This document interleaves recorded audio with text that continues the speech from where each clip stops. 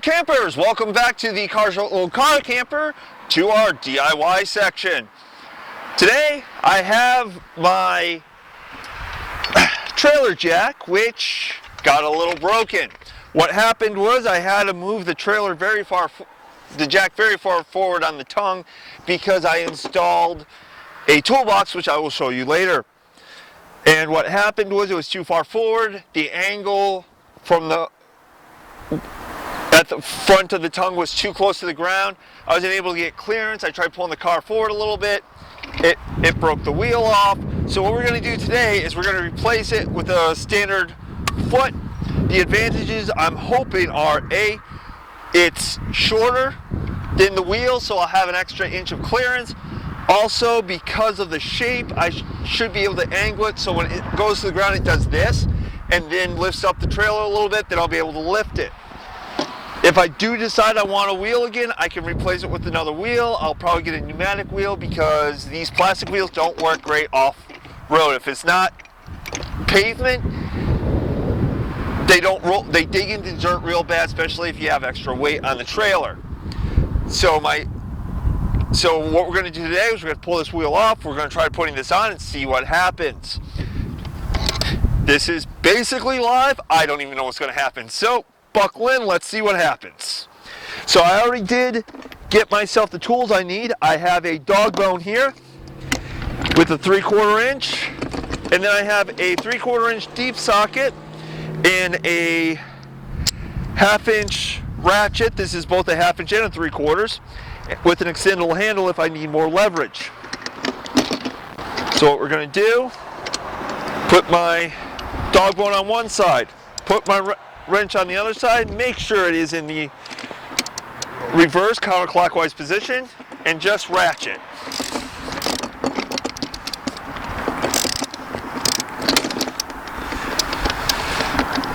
Sometimes doing this stuff by yourself can get a little difficult. What I am doing is I am holding onto the bracket that holds the wheels to give myself a little extra leverage on the ratchet, on the dog bone, and pushing it onto that nut so it doesn't slide around as much and doesn't come off as easy.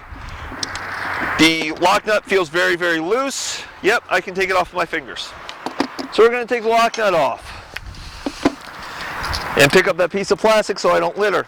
Now what I'm going to do is see if the bolt will fit into the carry hole. It will not, because I don't want to damage the foot if I can't use it. I'm going to see if I can use the pin that comes with it, and the foot fits just inside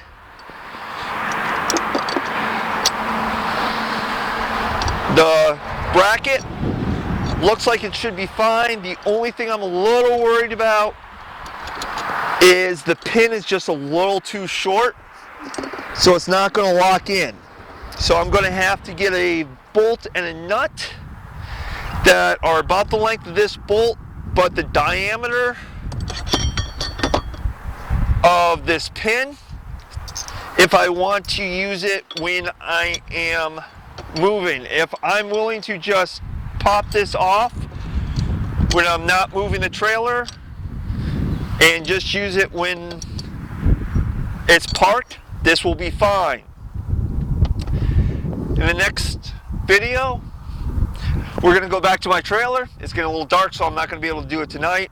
And I'll show you how I install this and show you what I did here to make sure that it stays on. All right, campers, we're back to my trailer. So first thing I'm going to do is I'm going to set up the foot. I stopped at Tractor Supply, also a good place to get stuff. Picked up the foot already, and I picked up a bolt and 2 washers. This bolt is smaller than the one that was native to this unit, so I got the washers so the bolt and the nuts don't accidentally get pulled through. So I still get a nice pressure on the outside. Now all I'm going to do is put this on, and I bought a lock nut. That's why it's a different color than the bolt. to use for this because lock nuts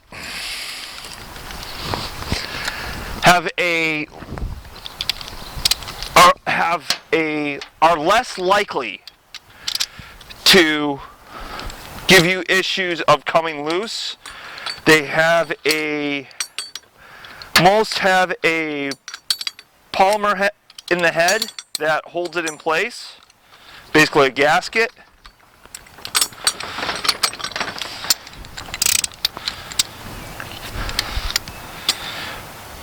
Always check the direction of your wrench before you start your ratchet before you start ratcheting.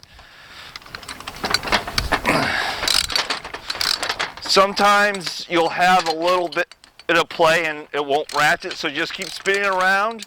Make sure you're going the right direction until you get enough force feedback from your nut and bolt to start ratcheting. Now, I don't want this too tight because I still want it to be able to rotate a little bit. The next step is I need to remount it. So I have a little emergency floor jack. This is for keeping it in the car that I used to get the weight off when I took the jack off. And now I'm going to use it to get it high enough that I can pull my truck in underneath and put the ball underneath and drop the trailer onto the hitch, because that will give me more stability and it'll be safer to work on. Because if I'm bolting on the foot and I put a little too much pressure, it could fall off this jack. I would recommend either using your vehicle's hitch ball, a jack stand if you have one. I don't keep one in my box at the moment, or a dolly. They have dollies that have trailer balls for moving the trailers around your yard. If you have one of those, if you have any of those options, always make sure, safety first, that you have this secured so it doesn't fall on you, because especially if you're like me and have a heavy toolbox, it's going to hurt when it hits your feet.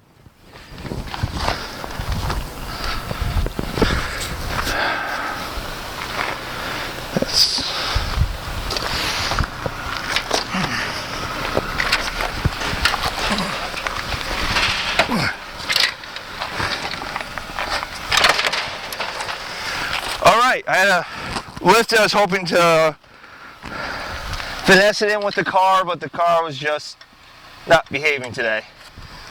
It's having trouble seeing the hitch. So 2 notes. When you're doing this sort of stuff and you're using your backup camera to guide you, wipe off the lens on the backup camera and make sure your hitch is down so you can see when you're backing up, not seeing the sky. Okay, so now what I'm going to do is line up my bolts.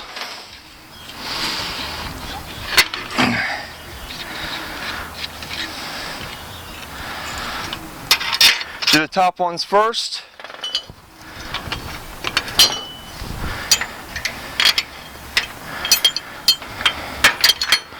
Be careful of your chains and your electrical wires when you're running the bolts for your trailer jack.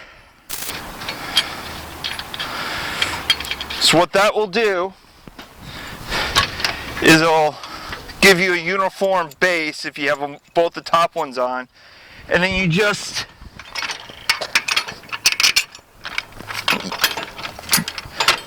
line up the holes on the bottom, and then it's just a matter of tightening things down.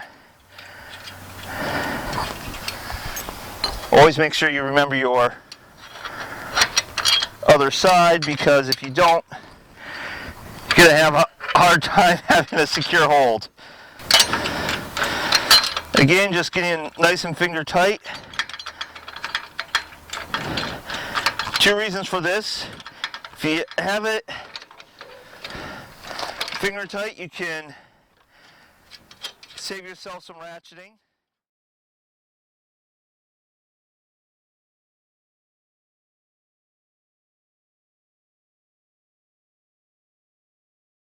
And I can already see now I'm going to have a lot more clearance with this unit. Taking the wheel off and putting on the foot. And now, to make my life a little easier,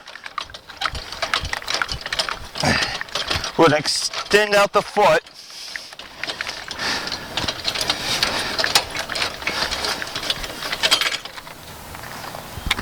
Right now, the only way it's bearing is its own, and that's so that I don't have to have 5 hands to line things up properly.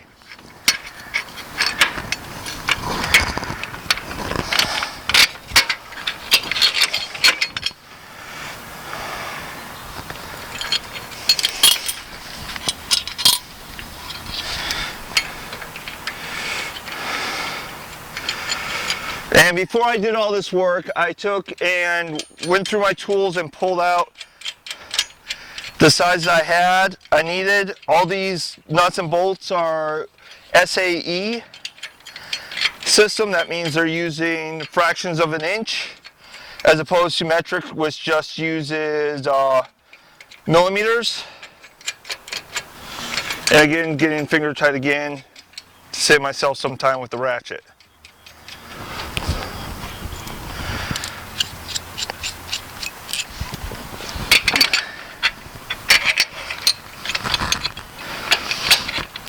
And if you're in the US and you have a wheel that breaks for a similar reason as mine, it was just not enough clearance, so it got dragged and broke, you can pick up a foot at just about any store or that sells trailer accessories and give yourself a little extra space.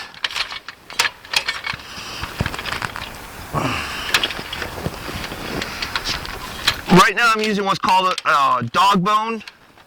It's a kind of a multi-headed ratchet wrench. I love using it in my toolkit for my car and my trailer because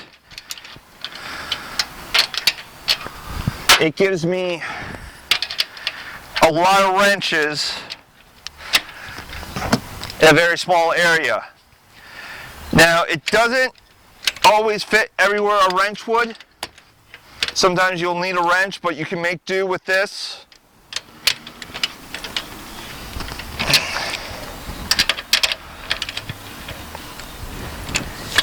If you have to, you can go at a slight angle. It should, like I'm doing right now, and it's not quite working. So I also keep myself a small adjustable wrench in the car as well. These come in a lot of kits. You can get them just about anywhere. And that's it. And then once you have it adjusted, you can just keep moving around.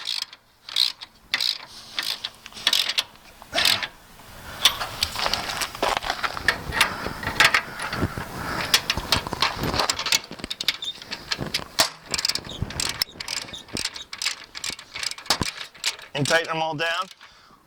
You don't want to tighten them down all the way.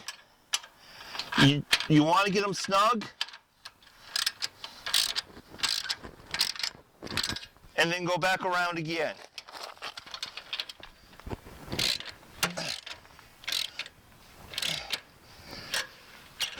So that you get even pressure. What you can also do is jump from your upper left to your lower right, to your lower left to your upper right. I didn't bother doing that because I am not even on each side and the pieces on my side are not connected. It's only top and bottom connected, not left to right. And I have a lot thicker space because I am going from the tongue to the hitch adapter. So it widens out. So I just wanted to make sure I had good pressure on top and bottom. So this is all set. As you can see, I got it all up and it's actually holding the weight of the trailer now. The only thing I will recommend, I found out while jacking this up, is always make sure you have your foot perpendicular to the tongue of the trailer or parallel to the wheels, to the axle for the wheels. This is a little more stable that way. If you go from a tire to a foot, it's going to take you a little while to get used to it. There's also other options for the wheels besides the plastic wheels that come with them. If I decide to do some upgrades and change the wheels around, I will do an episode on that.